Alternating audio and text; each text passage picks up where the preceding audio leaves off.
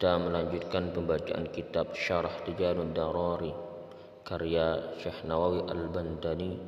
Qala al-musannif wa ashhadu anna sayyidana Muhammadan sayyidul makhluqati wa sallatu wassalamu ala rasulillahi sahibil haudi wasyafa'ati. Ya, sampai di situ. Bismillahirrahmanirrahim. Kita ada seksi atau tarkib lafaz demi lafaz supaya kita bisa memahami karya ulama sesuai dengan keinginan hatinya dan sesuai dengan ilmu gramatikal bahasa Arab, karena ini sangat penting supaya kita tidak salah dalam memahami karya-karya para ulama salafus sholihin yang bertuliskan bahasa Arab dengan nilai sastra yang cukup tinggi. Wa ashhadu anna sayyidana Muhammadan sayyidul makhluqat. Wa di sini adalah wau istinaf. Wau istinaf termasuk huruf yang disebut dengan huruf istinaf, karena tidak patut tanda-tanda isim dan fi'il. Huruf itu tidak menerima tanda-tanda yang ada pada isim dan tanda-tanda yang ada pada fi'il. Mabni, huruf itu selalu mabni. Huruf itu tidak ada yang mu'rab, dia mabni tetap. Dia tidak bisa menjadi wa, menjadi wi, menjadi wu karena sebab amil yang masuk, itu tidak bisa. Maka disebut huruf itu mabni. Wa berarti mabni fathah, dia tetap atas harokat fathah. Waw istinaf faidah atau gunanya adalah ibtida, untuk memulai sebuah jumlah atau sebuah kalimat kalau dalam bahasa Indonesia. Kalau dalam bahasa Arab disebut dengan jumlah, rangkaian yang terdiri dari beberapa lafaz tersusun masih menjadi sebuah kalimat, itu namanya jumlah. Wa ashhadu anna, ashhadu fi'lul mudhari', sebab kemasukan huruf mudhara'ah. Huruf mudhara'ah itu ada 4, hamzah, nun, ya dan ta yang terkumpul pada lafaz anna itu. Ashhadu ini fi'il mudhari'. Fi'il mudhari' itu mu'rab, dia bisa berubah. I'rabnya rafa, kalau rafa jadi ashhadu, kalau dia nasab jadi ashhada, kalau dia jazm jadi ashhad. Ashhadu di sini i'rabnya rafa karena sepi dari amil nawasib dan amil jawazim. Jadi kalau fi'il mudhari' sepi atau tidak ada amil nawasib dan amil jawazim di depannya, maka dia i'rabnya rafa. Ashhadu rafa'nya dengan dhammah dhahirah du, karena alladzi lam yattasil bi akhiri syai'un, karena ashhadu ini tidak bersambung di belakangnya itu akhirnya dengan sesuatu apapun. Nah, makanya dia dhammah dhahirah sebagai tanda dari i'rab rafa'nya fi'il mudhari' ashhadu. Sirahnya, bentuk katanya masuk kepada kategori mushtaq. Mushtaq itu adalah lafaz yang dipecah dari lafaz yang lain. Ashhadu ini adalah mushtaq fi'lul mudhari' yang asli pecahnya itu dari isim masdarnya syuhudan. Nah, kemudian ashhadu ini binanya, bangunan katanya itu adalah sahih, wazannya fa'ila yaf'alu. Jadi kalau misalnya kita kias, istilahinya adalah syahida yashhadu syuhudan, fahuwa syahidun wa dzaka mashhudun, ishhad la tashhad mashhadun mashhadun. Nah, arti dari ashhadu adalah aku bersaksi. Lafaz anna ini disebut dengan kalimah huruf. Anna adalah huruf yang berfaedah atau kegunaannya untuk taukid.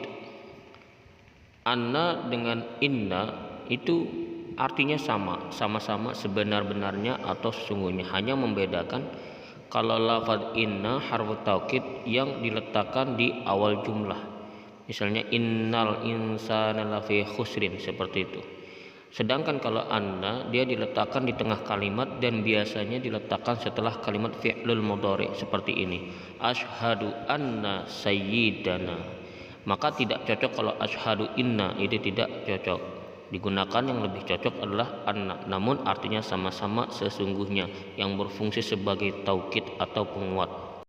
Dalam ilmu nahu, anna ini berfungsi untuk merofakkan isim yang ada setelahnya lalu menasabkan khabarnya. Seperti ini, wa ashhadu anna sayyidana Muhammadan sayyidul.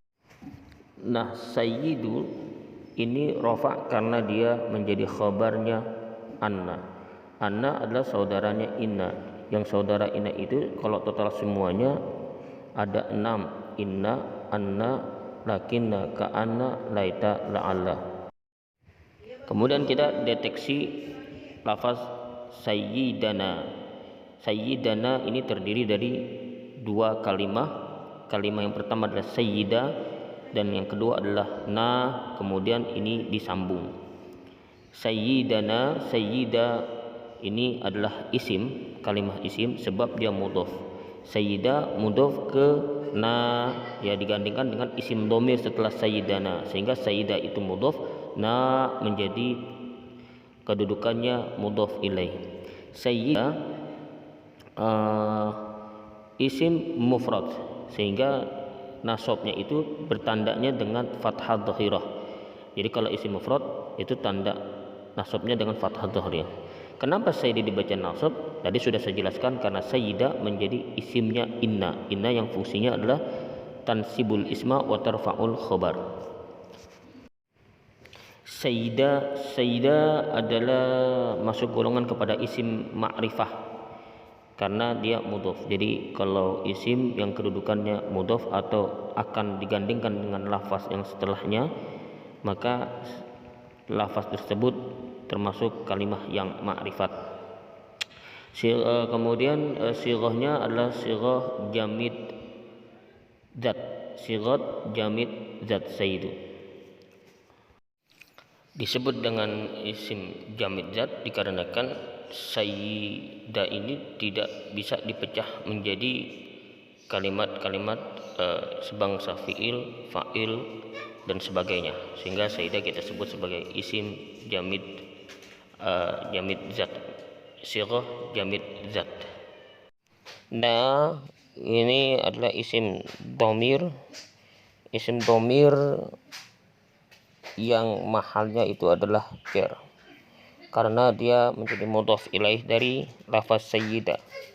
Isim dhamir baris muttasil mahal jar. Baris artinya nampak, kelihatan. Nah, itu kan kelihatan, maka disebut dengan isim dhamir baris muttasil. Muttasil artinya bersambung. Nah, bersambung pada lafaz sayyida. Artinya adalah kami atau kita. Jadi sayyidana artinya pemimpin kami. Selanjutnya kita deteksi lafaz Muhammadan.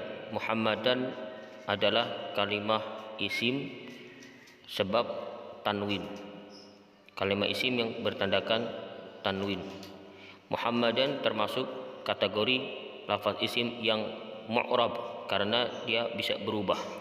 Perubahannya seperti kalau dia i'rab rafa Muhammadun, kalau dia i'rab nasab Muhammadan, kalau dia i'rab jar ya Muhammadin.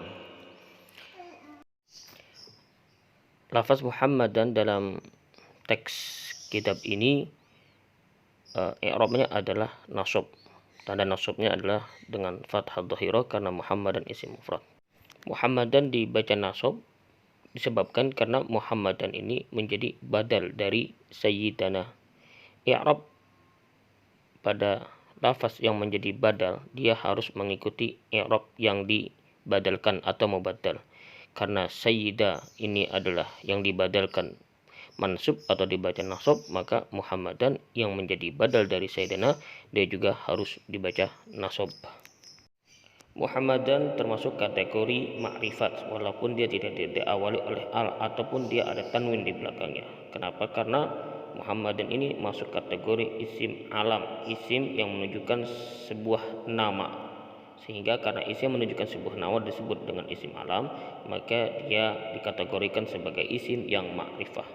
Mengenai sirah atau bentuk kata dari Muhammadan, bisa dikatakan ini jamidnya adalah jamid zat karena menunjukkan sebuah nama seseorang.